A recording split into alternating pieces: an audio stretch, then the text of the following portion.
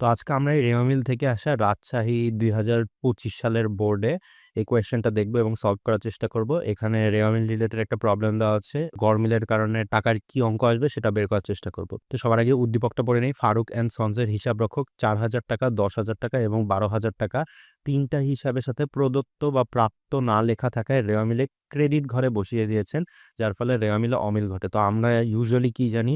আমরা যদি জানি যে প্রাপ্ত বা প্রদত্ত যদি লেখা না থাকে সেই ক্ষেত্রে কিন্তু আমরা প্রদত্ত অর্থাৎ সেইটাকে ব্যয় হিসাবে ধরে নেই। আর ব্যয়টা কিন্তু সবসময় ডেবিট হয়। কিন্তু এইখানে কি করছে দেখো, ক্রেডিট করছে। সো সে কিন্তু এই জায়গায় ভুল করছে। তো এই ভুলটার কারণে কি পরিমাণ গড়মিল হইছে এইটাই আমাদের বের করার কাজ। তো এই টাইপের কোয়েশ্চেন কিন্তু তোমাদের এসএসসি ২০২৬ এর জন্য খুবই ইম্পর্টেন্ট। তোমরা কিন্তু জানো শর্ট সিলেবাসে পরীক্ষা দিচ্ছ আর তোমাদের শর্ট সিলেবাসের এমনিই টপিক কম। তার মধ্যে রেওয়া মিলে কিন্তু খুব বেশি কমপ্লেক্স টপিকসও নাই। তো এই টাইপের একটা গড়মিল হিসাব বের করো বা কি ভুল হচ্ছে এইটা কিন্তু তোমাদের খুব ভালো মতো বুঝে যেতে হবে। কারণ কোনো না কোনো বোর্ডে, ইনফ্যাক্ট মোস্ট অফ দ্য বোর্ডেই দেখবে এমন একটা পেয়ে যাবা। তো আমরা কি দেখলাম, সে কিন্তু ৩টা ভুল করছে।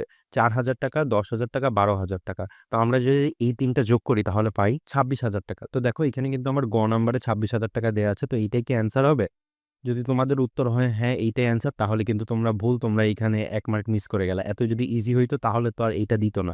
তো তোমরা একটা জিনিস বুঝো, একটা রেওয়া মিলে কিন্তু ২ টা সাইড থাকে, ডেবিট সাইড আর ক্রেডিট সাইড। ধরো এই ২৬,০০০ টাকা লেখার কথা ছিল হচ্ছে তোমার ডেবিট সাইড। আমি জাস্ট ২৬ লিখে নিলাম।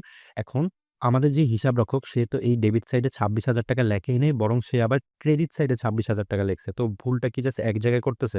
তোমরা যদি একটু ব্রেইনটা ইউজ করো তাহলেই কিন্তু এই সহজ হিসাবটা বুঝে যাবা যে সে প্রথমত ডেবিট সাইডে তো ভুল করতেছেই, আবার ক্রেডিট সাইডে সেই টাকাটা তুলেও কিন্তু ভুল করতেছে। তার মানে সে দ্বিগুণ ভুল করতেছে। এক তো ডেবিট সাইডে লেখেই নাই, আবার ক্রেডিট সাইডেও লিখছে।